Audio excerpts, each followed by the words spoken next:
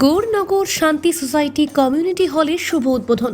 রবিবার দুপুরে খোল করতাল বাজিয়ে কীর্তন ভক্তিমূলক গানের মধ্য দিয়ে এদিন বামনগোলা ব্লকের গৌরনগর এলাকায় শান্তির নীড় সোসাইটিতে ভূমি পুজোর মধ্য দিয়ে নারকেল ফাটিয়ে পূজার মধ্য দিয়ে উত্তর মালদার সাংসদ খগেন মুর্মু 12.5 লাখ টাকার বরাদ্দের শুভ সূচনা করেন। এদিন উপস্থিত ছিলেন উত্তর মালদার সাংসদ খগেন মুর্মু, হবিবপুর বিধানসভা বিধায়ক জুয়েল মুর্মু ব্যক্তিবর্গরা। এই কমিউনিটি হল তৈরি হলে এলাকায় মানুষদের অনেক সুবিধা হবে।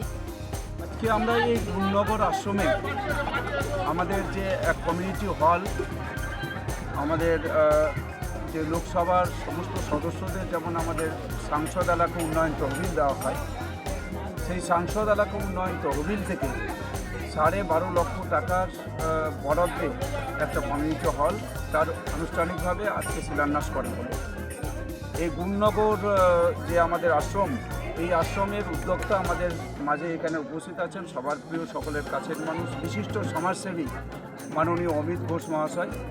উপস্থিত আছেন আমাদের এই এলাকার বিশিষ্ট সমাজসেবীগণ, মাননীয় আমাদের প্রতাপ সিং মহাশয়, মাননীয়া আমাদের উপস্থিত আছেন আমাদের বীণা কীর্তনিয়া, আমাদের এই এলাকার আমাদের লোকপ্রিয় আমাদের যে বিধায়ক মাননীয় জুয়েল মুর্মু আছেন।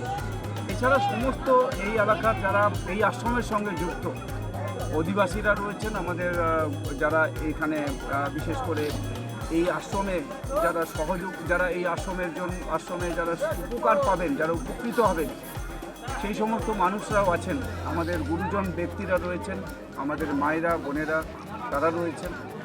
আমরা এই যে একটা আশ্রম, এই আশ্রমে একটা কমিউনিটি হল তৈরি করার পেছনে যেটা সবচাইতে বেশি গুরুত্ব, সেটা হচ্ছে যে এই এলাকার মানুষ তারা এই আশ্রমে আসবেন, বিভিন্ন সময়তে তাদের নিজেদের অনুষ্ঠান পূজা অর্চনা করবেন। এই কমিউনিটি হলে তারা তাদের নিজেদের যে এই এলাকার মানুষের যে ব্যবহারের জন্য যে ঘরের দরকার ছিল, সেটা ভবিষ্যতে সেটা পূরণ হবে। তাই আজকে এই কমিউনিটি হল আমরা আনুষ্ঠানিকভাবে তার শিলান্যাস এখানে করলাম। খুব অল্প সময়ের মধ্যেই এই কমিউনিটি হল তার কাজ সম্পূর্ণ হবে এবং আমরা আরেকবার আনুষ্ঠানিকভাবে আমরা তার উদ্বোধন। কত টাকা ব্যয় তৈরি হচ্ছে এটা? 12.5 লক্ষ। কত সিটের? আমাদের যেটা কমিউনিটি হলের মধ্যে যেটা থাকবে, এটা ইঞ্জিনিয়াররা তারা একটা প্ল্যান করেছেন। এখানে সিটের ব্যাপার যেটা থাকবে সেটা ওদের কাছে ডিটেলটা আছে। সেই ঠিক।